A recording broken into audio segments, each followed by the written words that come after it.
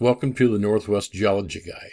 My name is Scott, and today we're going to be talking about the quake that occurred yesterday in Albania. It was a magnitude 6.4. It was 20 kilometers deep, and the scientists believe it's on a blind thrust fault, which means there was thrusting upwards, but it didn't break the surface of the Earth. That's why it's called a blind fault, because you can't see where it's at on the surface. But we've had quite a few aftershocks here, and some of them have been pretty big. We've had a 5.3, we've had another 5.3, 5.1, and a lot of them have been off the coast. But big quakes here are quite common. They don't strike all the time, but there's been a lot of magnitude 6 plus in this, 6 range over the last 100 years. So it's not too uncommon, but it's already, I think the death toll is up to 25, injured is in the hundreds, and Lord only knows how many are homeless. But Albania is not a very wealthy country, and the infrastructure there is not what we call up to code. They have a lot of unreinforced masonry buildings, a lot of brick buildings, and they crumble easily in these kind of quakes. But it was a pretty big deal over there, and it's been in the news quite a bit. They're still looking for people, but we also, unrelated, we also had a big quake down here just off the coast of Crete, which is part of Greece. But it was a little on the deeper side, so it didn't shake quite as hard as the one in Albania. Because if we go in and look at it, let me bring it down here. If you go in and look at it, look at the strength of it. It's a 9. And this is, well, let's see if it'll tell us here. Okay. It's not really telling us this. They used to have a scale on here, but I think 10 is the highest, and that's considered violent. But also I want to talk about, too, if you're on the USGS page and you click on a quake, you get all the information. But if you scroll down, it tells you if there's been any landslide or liquefaction. But here, there's been limited area affected, little, no population exposed. That's good. Landslides can be really devastating.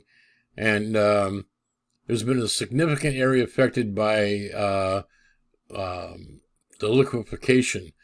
That can be bad, where a lot of buildings that would have survived the shaking crumble because they start to sink into the soupy soil. But we'll go down here to the moment tensor. I'm not very good at it, but now that I know it's a thrust fault, it kind of shows how possibly how the thrusting took place and what area it went into. Probably about a 80% or 80 degree thrusting.